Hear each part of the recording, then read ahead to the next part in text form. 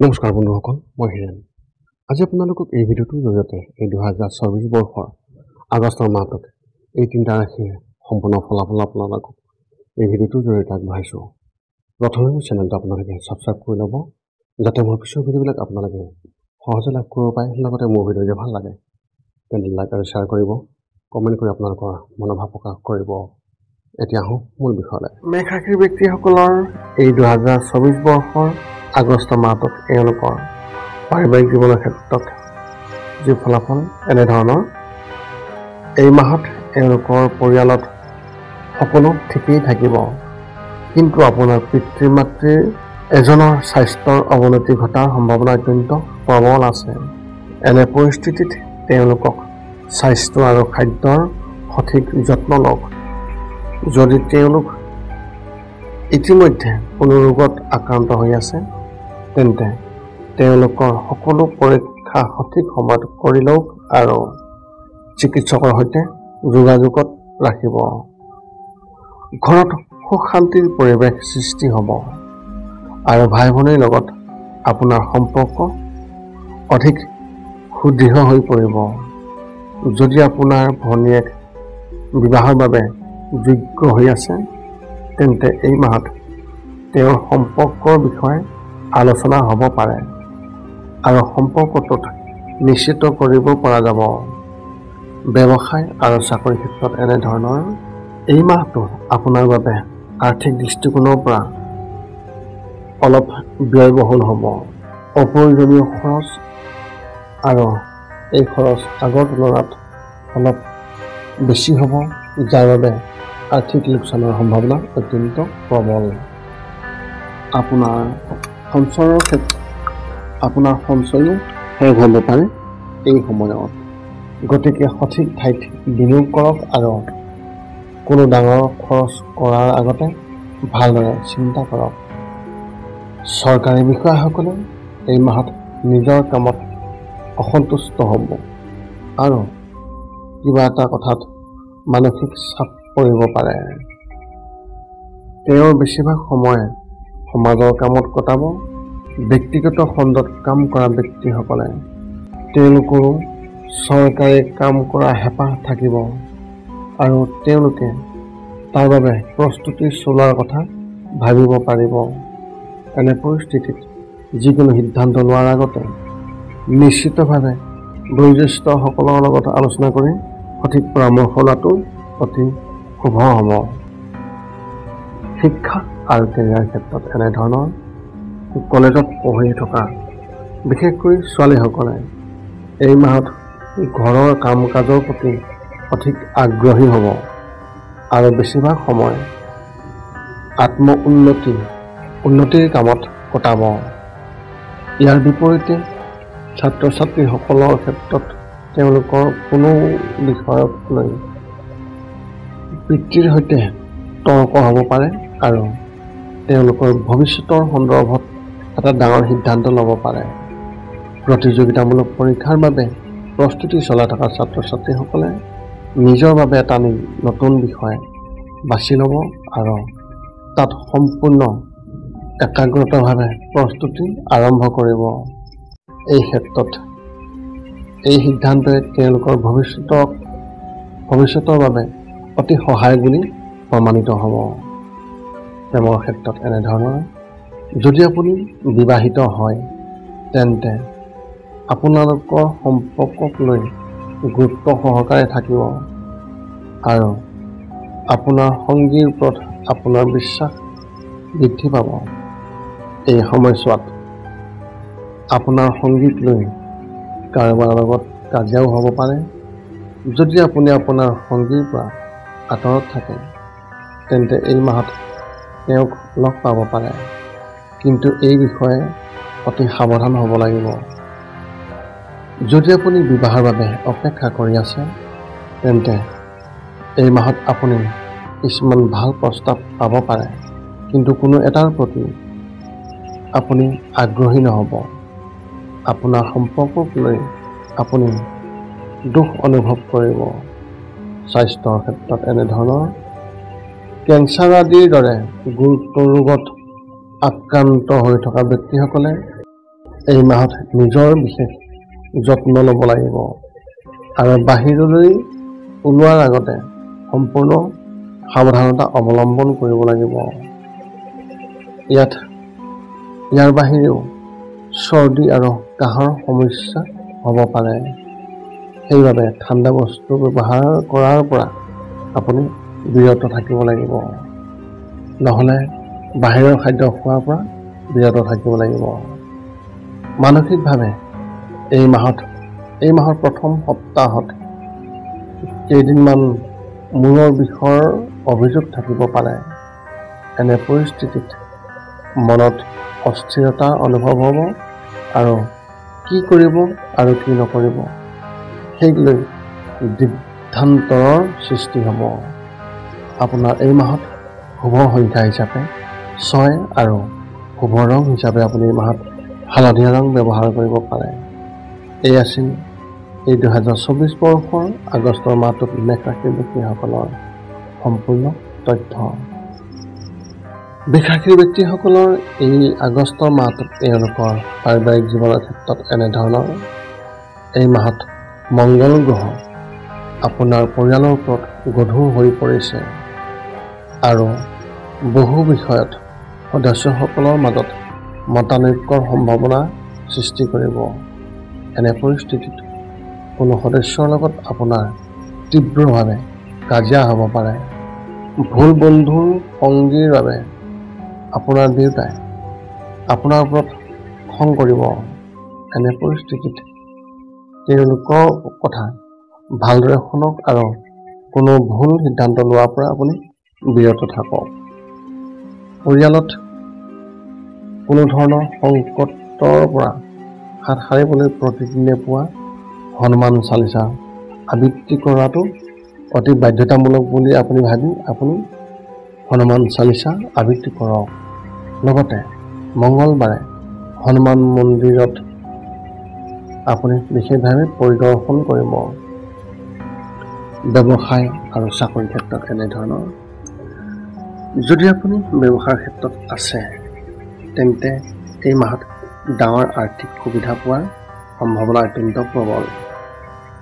আপোনাৰ টকা ক'ৰবাত আবদ্ধ হৈ থাকিলেও আপুনি ঘূৰাই পাব পাৰে এই মাহত। এই সময়ছোৱাত আপুনি আপোনাৰ পৰিয়ালৰ কোনো সদস্যৰ সহায় লাভ কৰিব, যাৰ বাবে আপোনাৰ ব্যৱসায় অগ্ৰগতি অতি সম্ভৱপৰ হ'ব। চৰকাৰী চাকৰিত থকা যিসকল ব্যক্তি সেই বিষয়াসকলে নিজৰ ঊৰ্ধ্বতৰ বিষয়াৰ সৈতে উত্তেজনাৰ সন্মুখীন হ'ব পাৰে, যাৰ বাবে তেওঁলোকৰ ভিতৰত ঘৃণাৰ অনুভৱ হ'ব। আপোনাৰ মনটো মূলতঃ সমাজৰ সেৱাত নিয়োজিত হৈ থাকিব।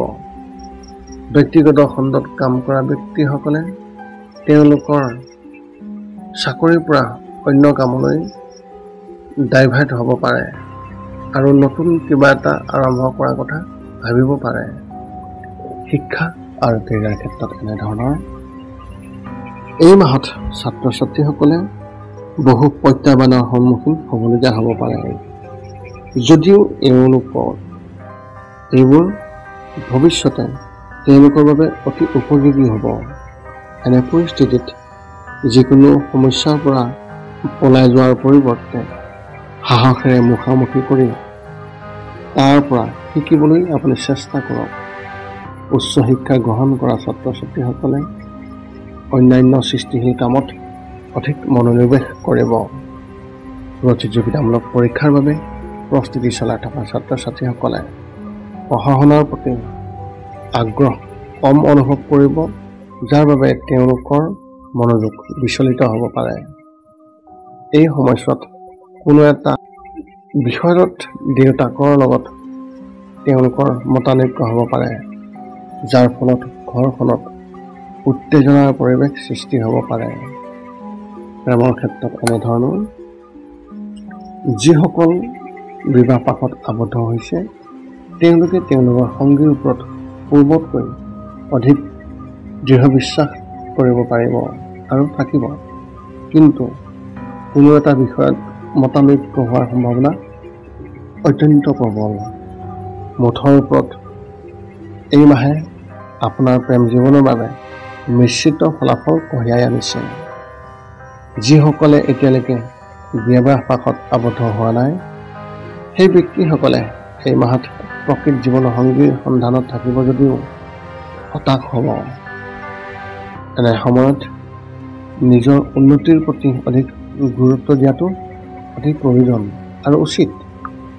স্বাস্থ্যৰ ক্ষেত্ৰত এনেধৰণৰ ৰক্তচাপ আৰু ডায়েবেটিছ ৰোগীসকলে নিজৰ বিশেষ যত্ন লোৱাটো অত্যন্ত প্ৰয়োজন। এই মাহত কিছুমান কাৰণত আপোনাৰ স্বাস্থ্যৰ অৱনতি ঘটিব পাৰে, গতিকে চিকিৎসকে দিয়া নিৰ্দেশনা কঠোৰভাৱে পালন কৰক। যদি আপোনাৰ ইতিমধ্যে কোনো গুৰুতৰ ৰোগ হোৱা নাই, তেন্তে এই মাহত আপুনি শাৰীৰিকভাৱে সুস্থ হৈ থাকিব।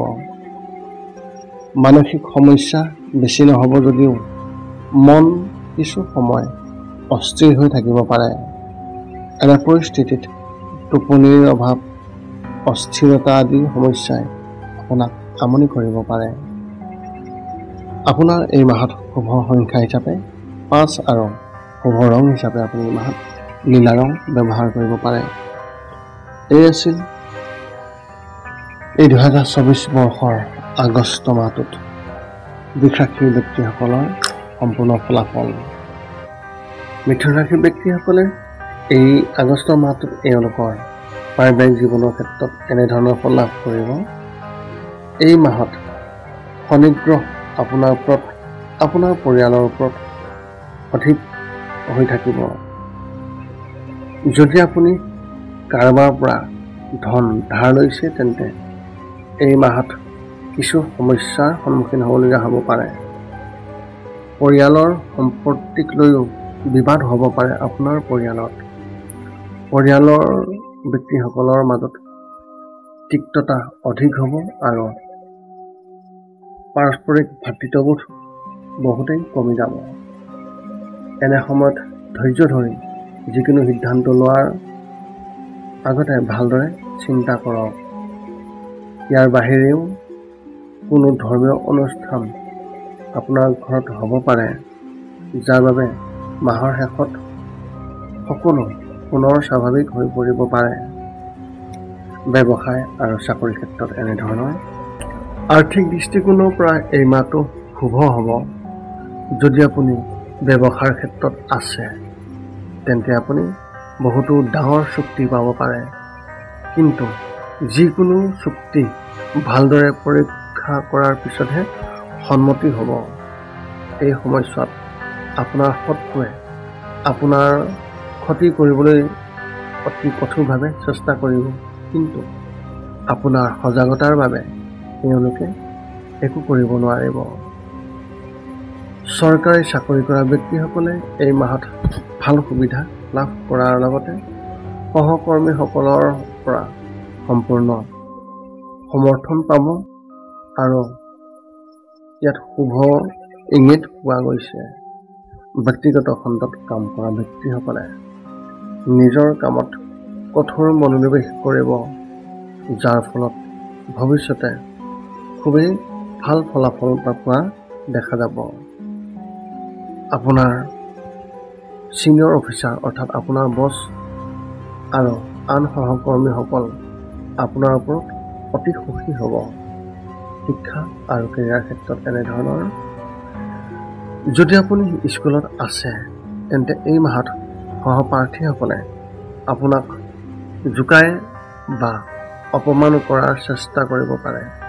এনে পৰিস্থিতিত নিজৰ পথৰ পৰা বিভ্ৰান্ত নহ'ব। লগতে পঢ়া শুনাত বিশেষ গুৰুত্ব দিয়ক আৰু কাৰো লগত হাই কাজিয়াত লিপ্ত হোৱাৰ পৰা বিৰত থকা উচিত হ'ব। উচ্চ শিক্ষা গ্ৰহণ কৰা ছাত্ৰ ছাত্ৰীসকলে নিজৰ বাবে নতুন বিষয় বাছি লৈ সেইবোৰৰ ওপৰত গৱেষণা কৰিব, যাৰ ফলত তেওঁলোকৰ জ্ঞান বৃদ্ধি পাব। যদি আপুনি চৰকাৰী পৰীক্ষাৰ বাবে প্ৰস্তুতি চলাই আছে, তেন্তে এই মাহত আপুনি আপোনাৰ প্ৰস্তুতিত অসন্তুষ্টি হৈ মানসিক চাপৰ বলি হ'ব পাৰে। এনে পৰিস্থিতিত নিশ্চয়কৈ আপোনাৰ শিক্ষকসকলৰ পৰা সম্পূৰ্ণ পৰামৰ্শ লোৱাটো অত্যন্ত প্ৰয়োজন। প্ৰেমৰ ক্ষেত্ৰত এনেধৰণৰ বিবাহিত লোকসকলৰ ক্ষেত্ৰত তেওঁলোকৰ পত্নীৰ ওপৰত বিশ্বাস দৃঢ় হৈ উঠিব। শহুৰেকৰ পৰাও হয়তো কিছু ভাল খবৰ পাব পাৰে। এনে সময়ত সকলোৰে লগত ভাল আচৰণ বজাই ৰাখক, যিটো ভৱিষ্যতে আপোনাৰ বাবে অতি উপযোগী হ'ব। এই মাহটো আপোনাৰ প্ৰেম জীৱনৰ বাবে খুবেই ভাল বুলি প্ৰমাণিত হ'ব। যদি আপুনি এতিয়ালৈকে বিবাহ পাশত আবদ্ধ হোৱা নহয়, তেন্তে